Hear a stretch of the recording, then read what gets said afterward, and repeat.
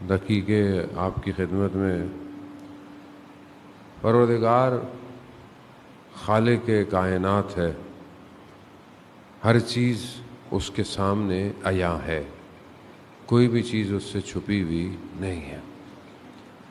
وہ ہماری خلقت سے پہلے، ہماری خلقت اور پھر ہماری خلقت کے بعد سارے حادثات اور واقعات کے علم کو رکھتا ہے۔ اس کے لیے نہ کوئی کل ہے نہ کوئی کل تھی، اس کے لیے سب حاضر ہے۔ کائنات محضر پروردگار ہے، پوری کائنات اس کے آگے حاضر ہے۔ یہ ہمارے لیے کل ہوگی، پرسوں ہوگی، وقت ہوگا، زمانہ اس کی مخلوق ہے۔ کائنات، سورج، ستارے، یہ سب اس کی مخلوقات ہیں، اس سے کوئی چیز پوشیدہ نہیں ہے۔ اس خدا نے کہ جس کے پاس اتنا علم ہے، وہ سب جانتا ہے، اس کے باوجود اس نے اپنے بندے کے گناہوں کو چھپایا ہوا ہے۔ یعنی جو اتنا جانتا ہے کہ کوئی چیز اس سے چھپ نہیں سکتی۔ قرآن کیا کہتا ہے؟ مسکال کے ذرے کے برابر بھی اگر کوئی خیر ہوگی تو خدا قیامت میں اس کو سب کو دکھائے گا۔ ابھی تو نہیں دکھا رہا ہوں، ابھی تو صرف اسے پتا ہے، ہمیں اس نے چھپایا ہوا ہے۔ اور اگر مسکال کے ذرے کے برابر شر بھی ہوگا تو بھی اس کو دکھائے گا۔ قرآن ہے، قرآن تو کلام الہی ہے، اب وہ سب دکھائے گا، سب کو دکھائے گا۔ ابھی تو اس نے پردہ ڈالا ہوا ہے، اور یہ ہمارے پر جو اس کا پردہ ہے، یہ اس کے محبوب کی وجہ سے پردہ ہے۔ وہ جسے اس نے رحمت للعالمین بنایا ہے، اس کی رحمت کے صدقے میں ہمارے گناہوں پر اس نے پردے ڈالے ہوئے ہیں۔ اور انسان یہ جانتا بھی ہے، انسان جانتا ہے۔ دوسری امتیں جو پہلے والی تھیں، جب وہ کوئی غلط کام کرتی تھیں تو ان کے چہروں پر عیاں ہو جاتے تھے کام۔ یہ تو خدا نے ہم پر کرم کیا ہے کہ ہم اتنی غلطیاں کرتے ہیں، اس کے باوجود بھی آپ دیکھیں کہ اللہ تعالیٰ نے ہمیں چھپا کے رکھا ہوا ہے، کسی کو نہیں پتا۔ ہر کوئی اچھی سی عطر وطر لگا کے خوشبودار بنا پھر رہا ہے، یہ تو انسان خود جانتا ہے کہ وہ اندر سے کتنا خوشبودار ہے، اس کے اپنے وجود میں کون سا عطر ہے جو اس نے اپنے وجود کو اس نے معطر کیا ہوا ہے۔ دنیا کی پرفیوم میں عطر لگاتا ہے آدمی کہ خوشبو آئے، اچھی بات ہے، نظافت ہے، اور سنت پیغمبر بھی ہے۔ رسول خدا جو سب سے زیادہ مال اپنا خرچ کرتے تھے وہ کس پہ کرتے تھے؟ اسی عطر پہ کرتے تھے۔ تو عزیزان محترم، جس طرح انسان اپنے ظاہر کو معطر کرتا ہے، اسی طرح اسے اپنے باطن کو معطر کی ضرورت ہے۔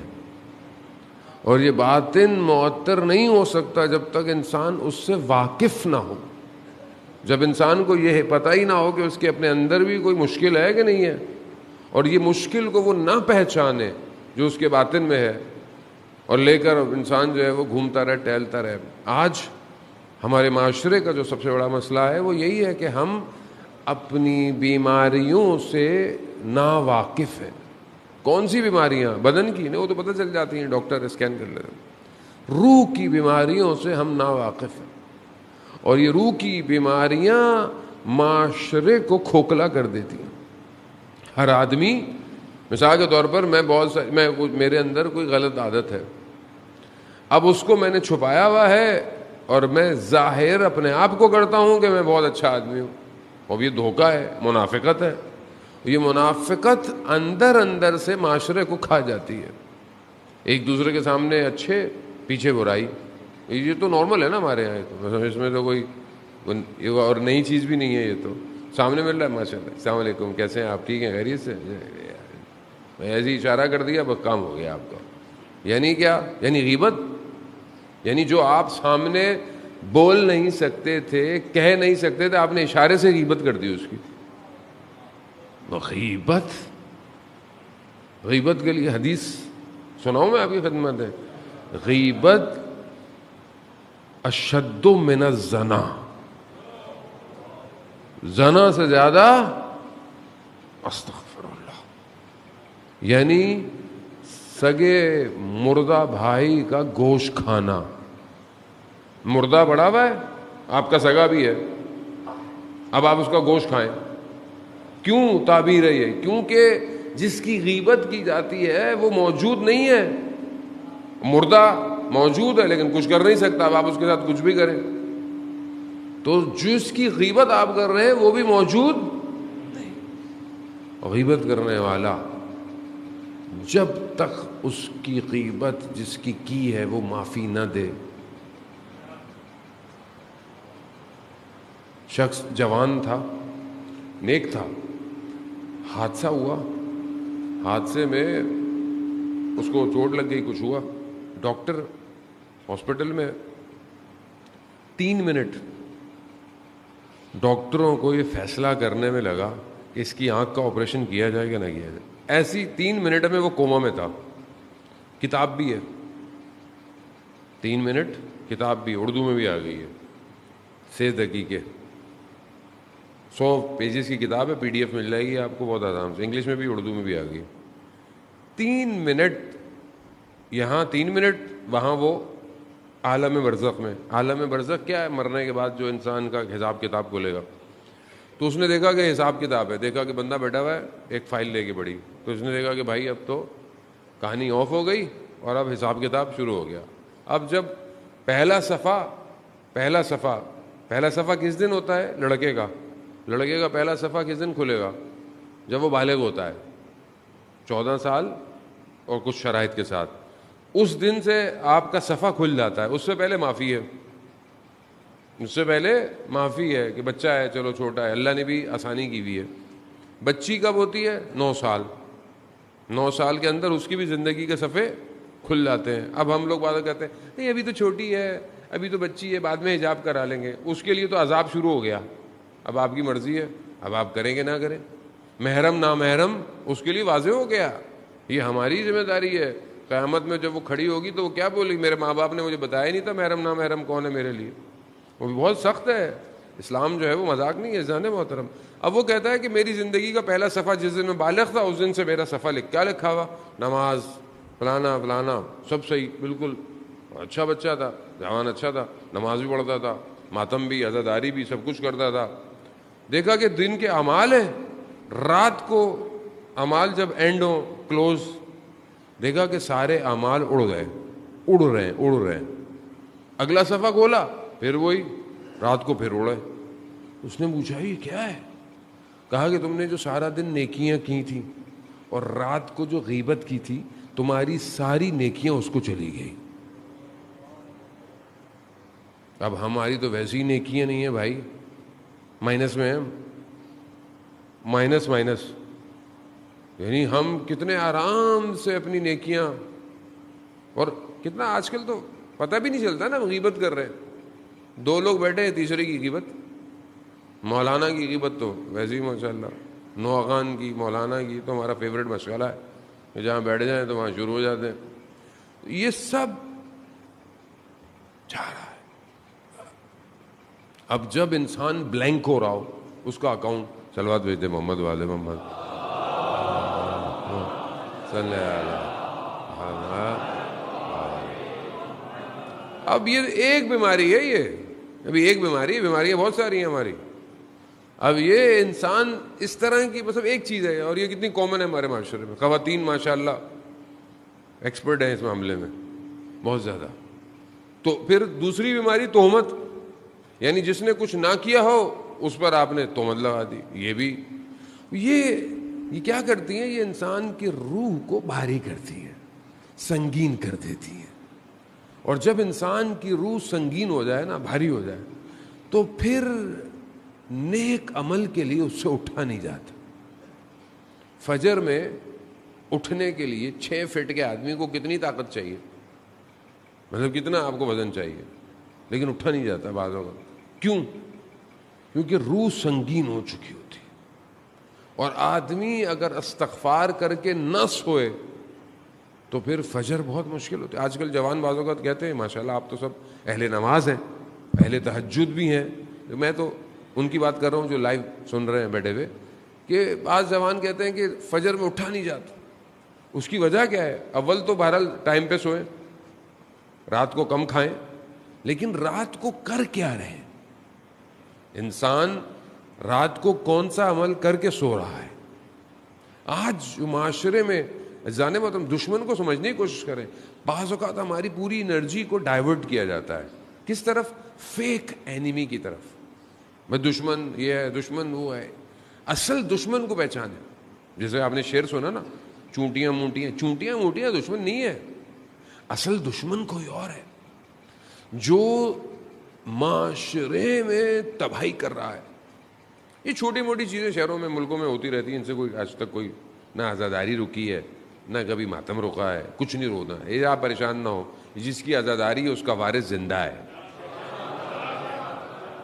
تو یہ دنیا جان کے بل شل باز ہو جائیں, کچھ بھی ہو جائیں, آپ گھبرانے کی ضرورت ہی نہیں ہے. آپ کو کسی چیز کو اتنی اہمیت نہ دیا کریں. اہمیت دینی ہے تو اس کو دیں کہ جو پردہ غیبت میں انتظار کر رہا ہے. اس قابل ہو جائیں کہ دنیا سویپ کر لیں. ہوگی, لیکن ہمیں اس قابل بننا ہے نا. ہم کسی قابل بنیں گے تو وہ ہمیں بلائیں گے نا. کسی نے بولا کہ وہ, میں کہیں مجلس پڑھا تھا, کہتے ہیں آپ اتنی زور سے نعرہ ماریں کہ امام آ جائیں. میں نے بہرحال ان سے عرض ادب سے بولا اچھی بات ہے, آپ اتنی زور سے پکاریں امام کو کہ امام آئے, لیکن یہاں پہ بھی امام ہی آئے. بھائی ہم کیوں نہیں چلے جاتے امام کے پاس؟ یعنی یہاں پہ بھی ہم ہی نے, امام کو بھی ہم ہی نے بلانا ہے. بھائی ادھر ہی آئیں گے. جیسے وہ یورپ میں جائیں تو وہ کہتے ہیں مولانا صاحب ہم سنڈے کو پروگرام کر سکتے ہیں, ہمارے مسائل ہیں ان کے. ہم ولادت بدھ کو ہے, پروگرام سنڈے کو ہے. میں نے کہا بھائی پھر امام زمانہ کو بھی سنڈے کو بلائیے گا. ہماری تو یہ, بھائی ہم خود کیوں نہیں جا رہے امام کے پاس؟ تو جب تک ہماری روح ہلکی نہیں ہوگی ہم کیسے جائیں گے, کس طرح جائیں گے؟ ایک عالم دین نجف کا کہتا ہے کہ میں نے بہت حساب کتاب, بڑی ریاضت کی, کہیں سے میں نے لیا وظیفہ اور جا کر ریگستان میں بیٹھ گیا, حصار کھینچا اور عمل شروع کر دیا. امام سے ملاقات کرتا رہا, پڑھتا رہا تو امام آ گئے. امام نے بولا بھائی ہاں کیا سوال ہے؟ اب اتنا مگن تھا ذکر میں کہ یہ بھول ہی گیا کہ میں نے امام کو بلایا ہے. کہتے نہیں مجھے کوئی کام نہیں ہے. اسے پتہ نہیں کوئی اور ہے. میں نے کہا کوئی کام ہے تو پوچھو. اب وہ غافل. تو امام نے بولا عجیب لوگ ہیں, بلاتے بھی ہیں پوچھتے بھی کچھ نہیں ہے. اب جب اس کو یہ محسوس ہوا کہ امام تھے تو اب یہ امام کے پیچھے دوڑا. اب یہ جتنا دوڑتا تھا امام اتنا اس سے دور ہو جا رہے ہیں. ایک جگہ پہ دیکھا امام ایک دروازے میں داخل ہو گئے, یہ پوچھے آ گیا. اب اس نے دروازہ کھٹکھٹایا تو کوئی شخص باہر نکلا. کہا وہ مجھے امام سے ملنا ہے. کہا میں 1 منٹ پوچھ کے آتا ہوں. گئے تو اس نے دیکھا امام کو بلا لیا. یہ دیکھا تو امام بیٹھے ہوئے ہیں, قرآن کھلا ہوا ہے. اب جیسے اس نے امام کو دیکھا نا تو جو اس کے ذہن میں تھا سب بھول گیا. یہ امام ہے. امام کو دیکھ کے آدمی کو کہاں کچھ یاد رہتا ہے. امام کو دیکھا, صرف سلام کیا, التماس دعا, باہر. جیسے ہی باہر نکلا سارے سوال یاد آ گئے. سوال پوچھنے تھے اس نے. اب جب سوال یاد آئے اس نے دوبارہ دروازہ کھٹکھٹایا تو پھر وہی شخص باہر آیا. کہا مجھے امام سے ملنا ہے. کہا امام تو نہیں ہے. کہا کیسی باتیں کر رہے ہو, ابھی تو امام تھے, جھوٹ بول رہے ہو. وہ شخص عجیب سا ہو گیا. کہا کہ میں اتنے سالوں سے یہاں پہ ہوں اور تم میرے پر تہمت لگا رہے ہو, میں جھوٹ بول رہا ہوں, امام نہیں ہے. کہا میں ابھی آیا تھا. تو کہا اس وقت تھے, ابھی نہیں ہے امام. کہا ہاں مگر امام کا ایک شاگرد بیٹھا ہوا ہے, اگر سوال پوچھنا. اس نے بولا چلو شاگرد سے پوچھ. جیسے اندر گیا تو دیکھا اسی حالت میں جو شخص بیٹھا ہوا تھا اس کو یہ پہچان گیا. وہ سید ابو الحسن اصفہانی جو اس زمانے کے مراجع تھے کہ جنہوں نے سخت سردیوں کی راتوں میں امام سے توسل کیا تھا جب ان کے والد انہیں حوضے سے واپس لینے آ گئے تھے. تو اس وقت انہوں نے کہا تھا کہ پروردگار میں بھوکھا رہ لوں گا مگر مجھے امام کی نوکری کرنی ہے. پھر امام نے بھی اتنا دیا کہ اپنے زمانے کا مراجع بنا دیا نجف. جب انہوں نے دیکھا مگر ان کو یقین نہیں آیا کہ یہ بہرحال وہ ہوں گے. انہوں نے چلو جو بھی ہے, سوال پوچھے, جواب لیے, گھر چل دیے. جیسے ہی نجف پہنچے تو ان کے ذہن میں خیال آیا, اب ہوتا ہے نا اندر کے, پتہ یہ ابوالحسن اصفہانی اس مقام پہ, میں نے امام کے شاگرد, امام کی جگہ پہ, ذہن میں خیال آیا تو کہا میں گھر جاتا ہوں, ان کے دیکھتا ہوں, پوچھتا ہوں. جیسے ہی گھر کا دروازہ کھٹکھٹایا تو انہوں نے اندر سے آواز دی فلانا شخص آیا ہوگا, دروازہ کھولو, یعنی خادم. جیسے ہی دیکھا تو اسی حالت میں سید بیٹھے ہوئے جیسے وہاں بیٹھے ہوئے تھے. پھر اس نے وہ سوال پھر پوچھے, ہاں میں دوبارہ چیک کرتا ہوں. جیسے ہی سوال پوچھے, سید نے کہا مگر میں نے تمہیں جواب نہیں دیا گیا, تو ایک دم شرمندہ ہو گیا.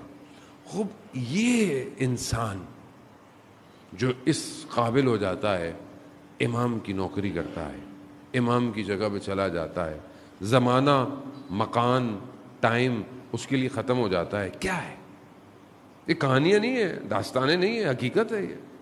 یہ کیسے ممکن ہے؟ وہ یہ روایات ہیں. چوتھے پانچویں امام باقر علیہ الصلوۃ والسلام, اللہ صلی علی محمد.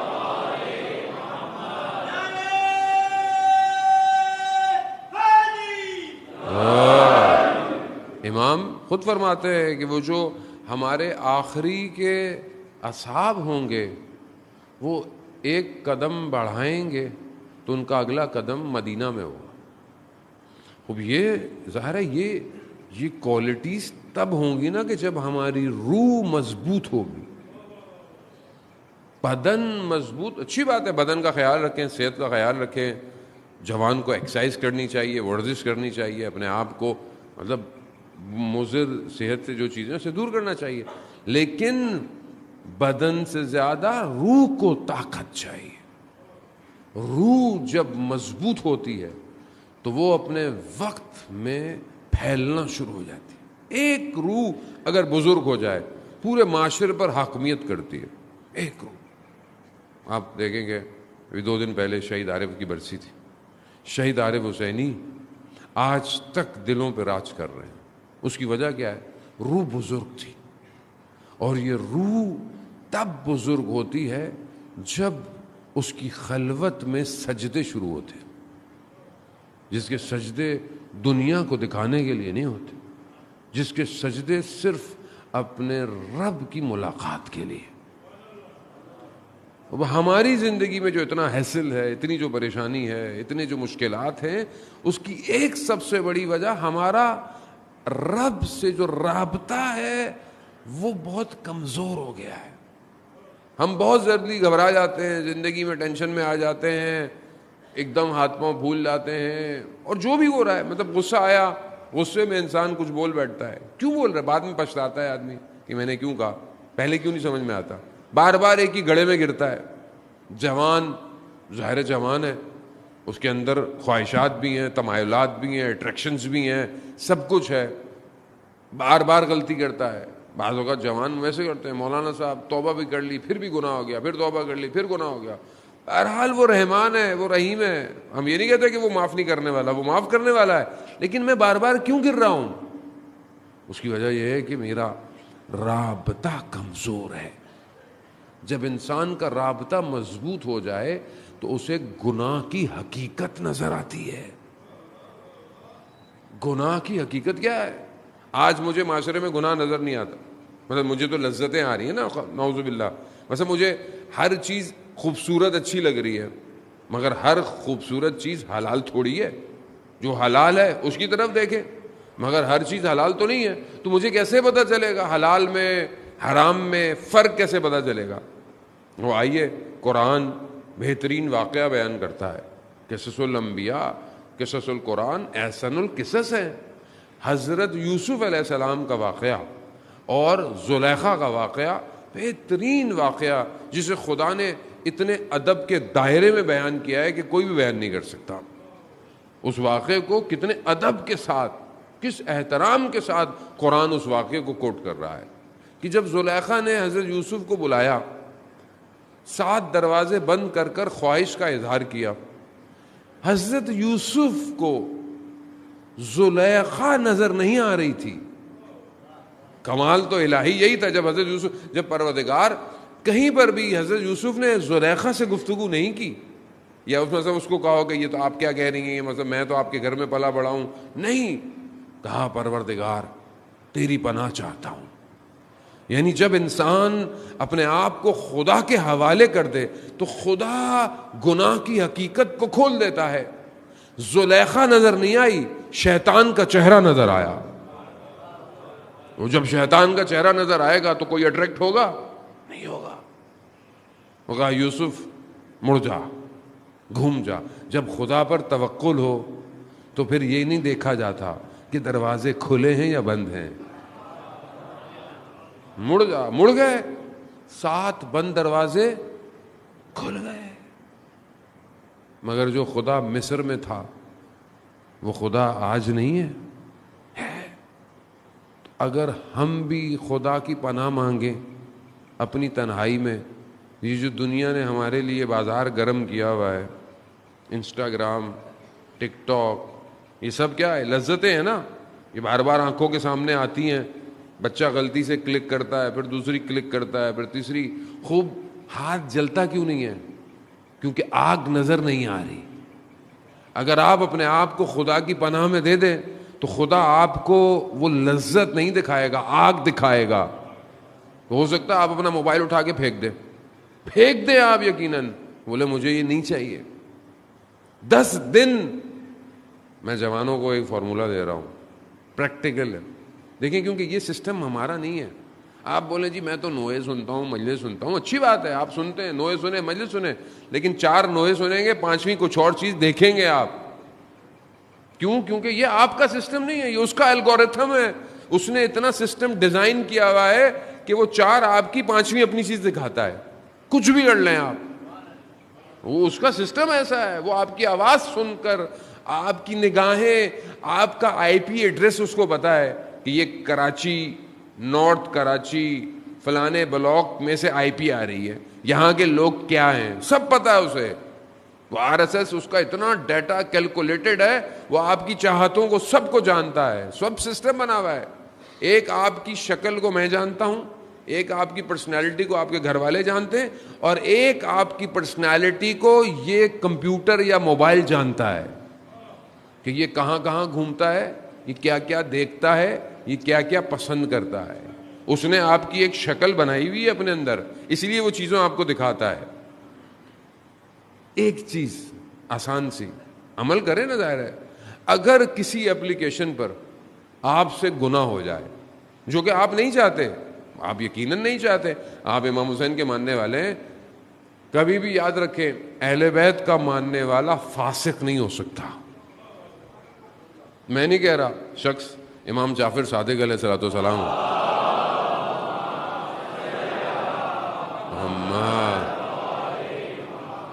شخص امام کے پاس آیا، مولا آپ کے چاہنے والا ہے، غلط کام کرتا ہے، یہ کرتا ہے، وہ کرتا ہے، کیا کریں؟ ان سے رابطہ رکھیں. امام فرماتے ہیں ہمارا ماننے والا فاسق نہیں ہو سکتا، اس کا عمل فاسق ہو سکتا ہے، خود فاسق نہیں. تو ہمارے عمل خراب ہے نا خدا نخواستہ. تو اگر کسی اپلیکیشن پہ غلطی سے گناہ ہو جائے، نگاہ خراب ہو جائے، اپنے آپ سے عہد کریں 1 ہفتے تک میں یہ اپلیکیشن نہیں کھولوں گا. کھولے کریں، اپنے آپ کو مضبوط. آگ ہے، آگ، یہ آگ آپ کے نفس کو کھا رہی ہے. حضرت یوسف کی گواہی دے دی تھی بچے نے کہ حضرت یوسف جو ہیں وہ مطلب ان کا غلطی نہیں ہے، صاحب ہے، قرآن کہہ رہا ہے. بچے نے گواہی دی کہ کرتا اگر پیچھے سے پٹا ہے تو پھر زلیخا گناہ گار ہے، کرتا آگے سے پٹا ہے تو پھر کرتا پیچھے سے پٹا تھا. تو گواہی تو دے دی تھی، چھوٹے سے بچے نے دی. پھر بھی حضرت یوسف نے کہا پروردگار ایسی دنیا سے بہتر تو مجھے زندان میں ڈال دے، زندان میں، تاکہ میں تیری عبادت تو کروں. آج دنیا موقع نہیں دے رہی، نہ عبادت کا، نہ ذکر کا. الدنیا سجن مومن، دنیا مومن کا زندان ہے، اور مومن اس دنیا سے پرواز چاہتا ہے. آپ یقین کریں جو ہم لوگ کہتے ہیں بھرا اللہ سب کو اچھی زندگی دے، صحت دے، لیکن سلامتی والی زندگی دے. خود امام سجاد علیہ الصلوۃ والسلام ارشاد فرماتے ہیں اللہم صلی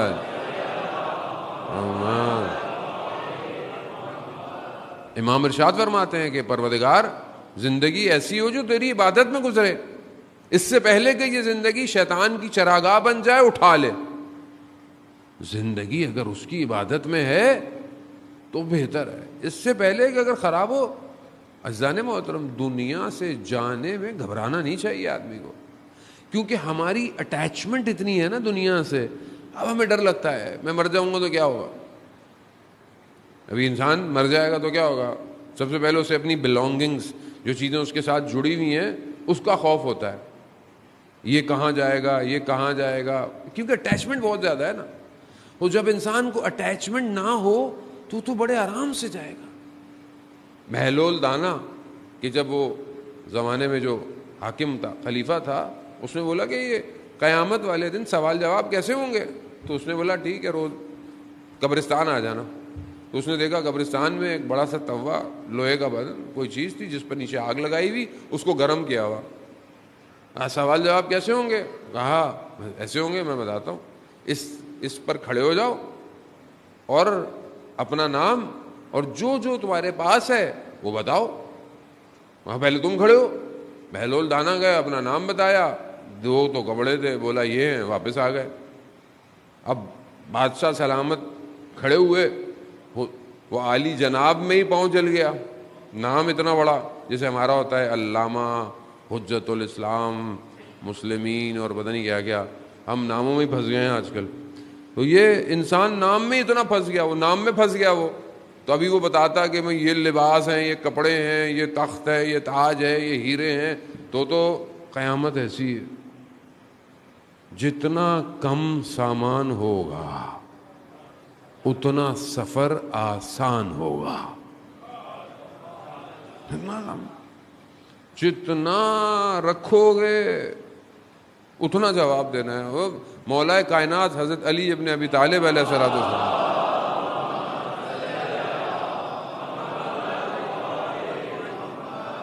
امام کیا فرماتے ہیں کہ تعجب ہوتا ہے اس دنیا میں جس کے حلال میں سوال اور جس کے حرام میں عذاب. مطلب حلال کمائیں گے تو سوال جواب دینا ہے آپ کو، بھائی کیا کمایا، کہاں رکھا. اور حرام کمایا تو عذاب ہی عذاب ہے. تو کیا آدمی زندگی میں اتنی ٹینشن لے کے گھوم رہا ہے. اس کا مطلب یہ نہیں کل سے گھر جائیں بولے میں نے تو کچھ بھی نہیں کرنا. مولانا صاحب نے بولا ایسا کچھ نہیں ہے. آپ کو زندگی گزارنی، کیونکہ یہ زندگی وسیلہ ہے آخرت تک جانے کا. لیکن دل نہیں لگانا، دل نہیں لگائیں. اب جوان تو ماشاءاللہ بیٹھے ہوئے اتنی جلدی دل لگاتے ہیں کہ بس اب کیا کہیں ان جوانوں کو. اتنی جلدی دل لگتا ہے اتنی جلدی دل ٹوٹتا بھی ہے، کیونکہ اصل میں یہ پتہ نہیں ہے نا کہ دل لگانا کہاں ہے. وہ ایک شخص اسی طرح جوان تھا، عاشق تھا کسی کا. رات برف گر رہی تھی، کھڑکی کھول کر صرف اس لیے کھڑکی پہ بیٹھا رہا کہ محبوب شاید کسی لمحے اپنی کھڑکی پہ آئے گا. رات گزر گئی، برف میں یخ ہو گیا. کچھ دیر بعد صبح صادق ہوئی تو مسجد سے آواز آئی. تو اس نے دیکھا کہ کچھ عاشق معشوق کی طرف گھروں سے نکل رہے ہیں. تو اس نے کہا کاش میں اس عشق میں رات بیٹھا ہوتا، اولیاء خدا ہو جاتا. عزیزان محترم، میں زیادہ بہرحال آپ کا وقت نہیں لوں گا. عزیزان محترم، بس ایک وہ حضرت موسیٰ علیہ السلام، آپ کو پتہ ہے اللہ کے کتنے پیارے نبی ہیں، کلیم اللہ ہیں. قرآن بھی کہتا ہے حضرت موسیٰ نے خدا سے کیا کہا، ارے نہیں میں آپ کو دیکھنا چاہتا ہوں. خدا نے کیا کہا، لن ترانی، تم مجھے نہیں دیکھ سکتے. پھر بھی حضرت موسیٰ نے کہا بھائی دیکھنا ہے، اور اپنے لوگوں کو بھی لے کے گئے. خدا نے کیا کیا، تجلی کوہ طور پر دی، سب بے ہوش ہو گئے. بے ہوش نہیں، وہ مر گئے. وہ جو ساتھ تھے نا وہ مر گئے. حضرت موسیٰ بے ہوش ہو گئے. جب ہوش میں آئے دیکھے تو مرے پڑے. تو کہا پروردگار اگر یہ مر گئے تو میں واپس جا کے جواب کیا دوں گا؟ کہ بولیں گے مار دیا، پر ان کو زندہ تو کرے. اب یہ جو ایک بہرحال میں اس کی تفسیر میں یا کسی اور میں نہیں جاتا، بس میں ایک مفہوم آپ کی خدمت میں عرض کرنا ہے.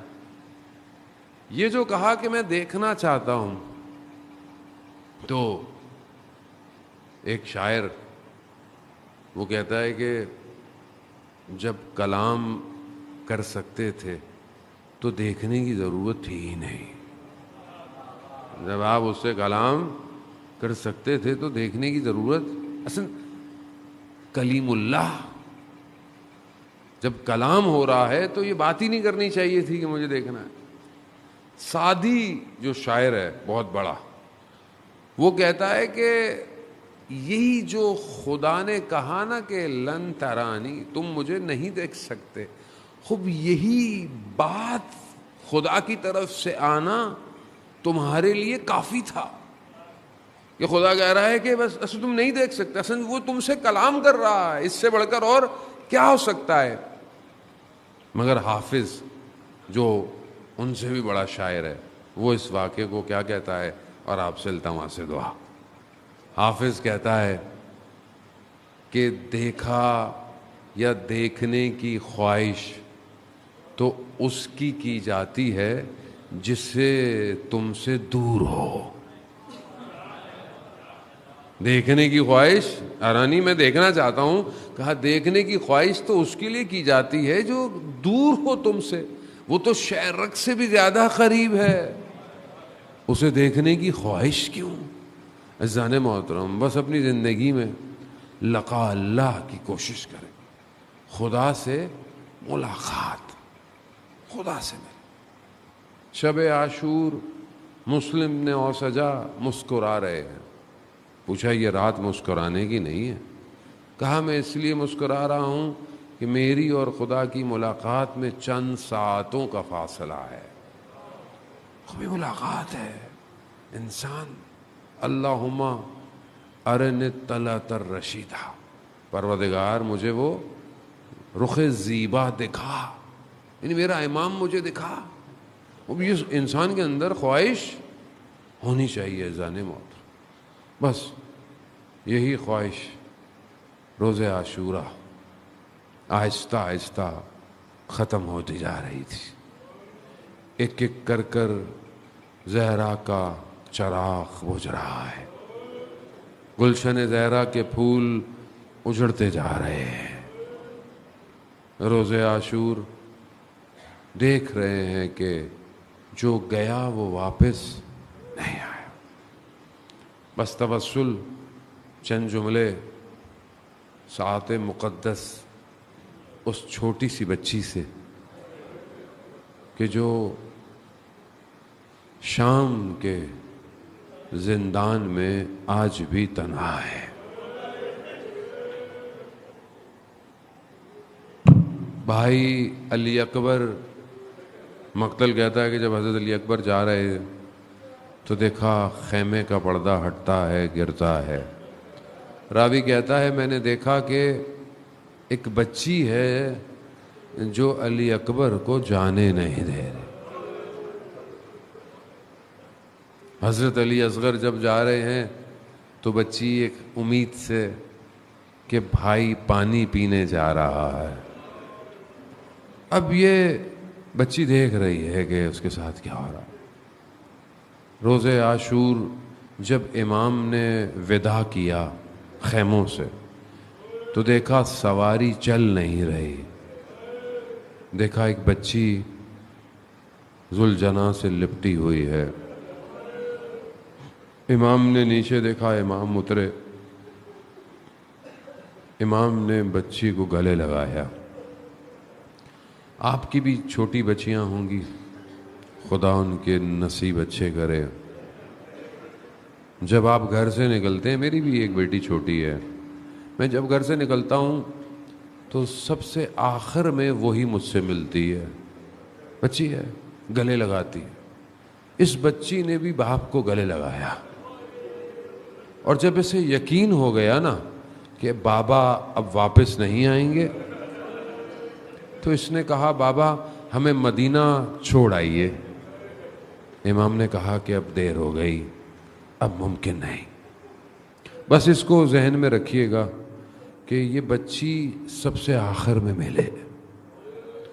امام کی سواری گئی. روز عاشورہ کے مصائب آپ سنتے رہتے ہیں. میں بہرحال امام زین سے زمین پہ آئے. جس کے پاس جو تھا اس نے استعمال کیا. تلوار، نیزہ، تیر، لکڑیاں، پتھر، جو تھا انہوں نے سیدہ کے لال کو لوٹتے رہے. اس بچی نے جب دیکھا نا کہ بابا کے اوپر حملہ کر رہے ہیں تو کہتے ہیں بچی نے خیموں کو چھوڑا اور بچی اپنے بابا کے اوپر آ کے گری. بچی ہے نا، دیکھ رہی میرے بابا کو مار رہے ہیں، میں کیا کر سکتی ہوں. بھائی علی اکبر تو نہیں ہے، بھائی چچا عباس بھی نہیں ہے، کون بچائے گا. کہتی بچی آئی. انہوں نے بچی کو پیار سے نہیں ہٹایا، انہوں نے تازیانے تماچوں سے بچی کو دور کیا. بس عزاداران محترم، ابھی روز عاشورہ یہ مشکلات ہوتی رہیں، گزر گئیں. روز عاشورہ گزر گئی، شام غریباں آئی. بس مصائب آپ سنتے رہتے ہیں، میں تو اپنی نوکری کر رہا ہوں عزادہ. شام غریباں آئی، بی بی زینب بچوں کو گن رہی ہے، بچی نہیں مل رہی. رات کا وقت ہے، تاریکی ہے. بی بی مقتل میں گئی. مقتل کسے کہتے ہیں؟ جہاں سر بریدہ بدن بکھرے پڑے تھے. بی بی نے دیکھا رات کی اندھیرے میں بچی ایک سر بریدہ بدن پہ لیٹی ہوئی ہے.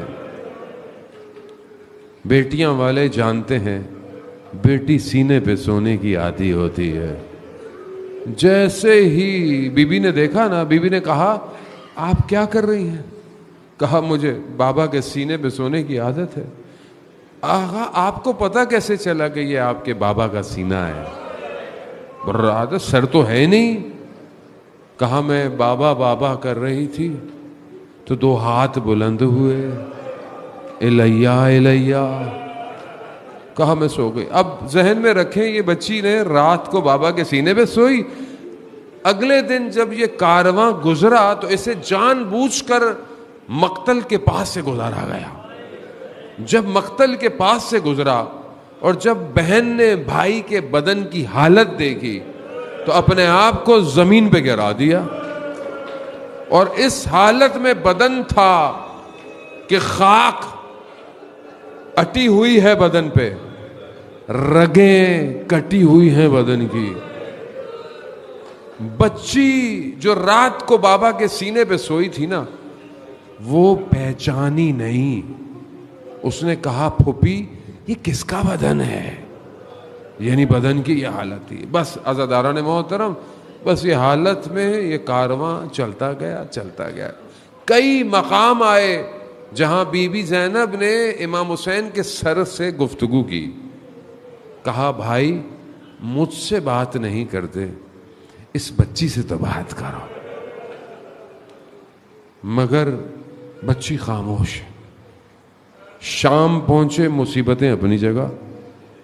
جب یہ لعین تشت میں سر کو رکھ کر چھڑی سے اہانت کر رہا تھا نا، تو یہ بچی پھوپھی کے پیچھے چھپ چھپ کے دیکھ رہی ہے میرے بابا کے ساتھ کر کیا رہا ہے.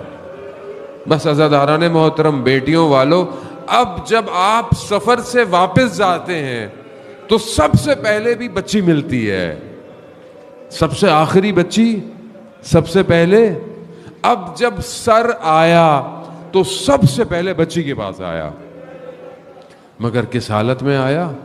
جیسے ہی تشت کا کپڑا ہٹا، خاک میں اٹی زلفیں تھیں، چہرے پر زخموں کے نشان تھے، ہونٹوں پر تازہ چھڑی کے نشان تھے. بس بچی کو اتنے دنوں بعد بابا ملا. بچی نے سر اٹھایا، ہونٹوں کو ہونٹوں سے لگایا. بچی شروع ہو گئی، کہتی ہے بابا آپ کے جانے کے بعد خیمے جل گئے. بابا دامن میں آگ لگ گئی. بابا انہوں نے یتیموں کے سروں پہ ہاتھ نہیں رکھا، تماچے مارے. بابا یہ مجھ سے کہتے تو میں گوشوارے دے دیتی بابا. ارے یہ کہتے کہتے بچی خاموش ہو گئی. بی بی زینب کہتی ہے میں سمجھی بچی سو رہی ہوگی. کیا دیکھا کہ بچی ایک طرف ہے، سر ایک طرف. انا للہ و انا الیہ راجعون. ارے میرے بیمار امام نے اسی حالت میں بچی کو دفنایا. اب جب یہ لٹا ہوا کارواں 40 میں کربلا پہنچا تو بی بی زینب نے اپنے آپ کو گرا دیا اور کہا بھائی سب لے آئی، ایک امانت شام کے زندان میں رہ گئی.